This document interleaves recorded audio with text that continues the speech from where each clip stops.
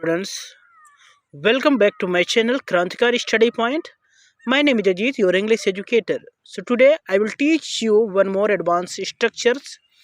You can see on the screen there are some Hindi examples written. आना होता तो आ चुका होता, बताना होता तो बता चुका होता, खाना होता तो खा लिया होता, करना होता तो कर लिया होता. तो these Hindi examples are very tough. आप इन शब्दों में नोटिस करेंगे कि अगर छुपा हुआ है, यदि छुपा हुआ है, आप इसे इस तरह भी बोल सकते हैं, अगर आना होता तो आ चुका होता, अगर बताना होता तो बता चुका होता. तो इस तरह के सेंटेंसेस में दो पार्ट हैं. आपको इन्हें इंग्लिश में कहने के लिए कुछ नियम सीखने होंगे. आगे मैं आपको बताऊंगा कि इन सेंटेंसेस को कैसे हिंदी से अंग्रेजी में कन्वर्ट करें. अगर छुपा होने का कारण सबसे पहले हम इफ़ का यूज करते हैं. तो चलिए देखते हैं.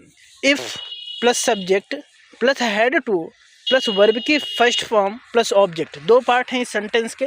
तो पहले पार्ट में सिंपली आप if subject had to V1 plus object का यूज करेंगे.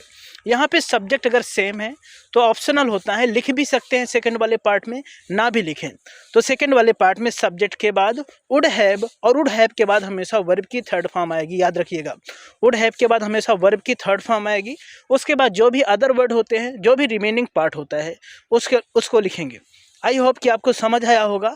अगर अभी तक आपने हमारे चैनल को सब्सक्राइब नहीं किया है तो प्लीज़ अपने भाई को सपोर्ट करें, चैनल को सब्सक्राइब करें, लाइक करें, वीडियो को शेयर करें और वीडियो को अंत तक देखिएगा. यहाँ पे हम आपको स्पोकन इंग्लिश और ग्रामर से रिलेटेड समस्त कंटेंट प्रोवाइड कराते हैं. चलिए कुछ एग्जांपल्स देखते हैं. खाना होता तो खा लिया होता. If you want to convert this sentence into English, so must follow that rules that I have already told you. सबसे पहले if का यूज करो. If I had to eat, I would have eaten.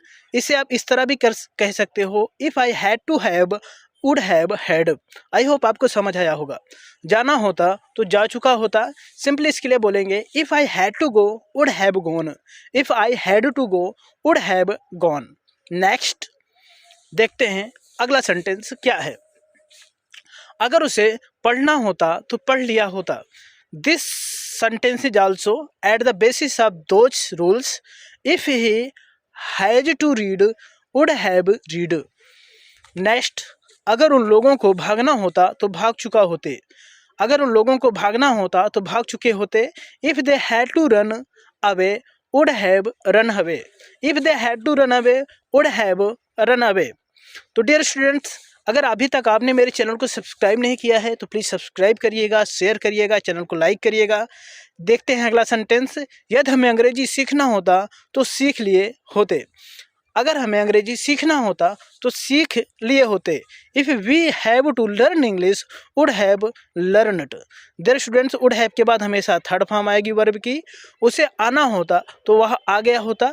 तो simply इसको भी उस rules पर आप कन्वर्ट कर सकते हैं जो हमने आपको पहले रूल्स पे बताया था. उसी नियम पे ये भी सेंटेंस बेस्ड है. तो अपने स्टूडेंट्स को ये होमवर्क के तौर पे दिया जा रहा है. तो डियर स्टूडेंट्स, कोशिश करिएगा कमेंट बॉक्स में इसका हमें ट्रांसलेशन बताइएगा. वह पढ़ता रहता है. इस सेंटेंस को भी देखिए. He keeps on reading. तुम खेलते रहते हो. You keep on playing. तुम आते रहते हो. You keep on coming. क्या मैं पढ़ता रहता हूँ? Do I keep on reading. वह मोबाइल देखते रहते हैं. He keeps on watching mobile. Thank you.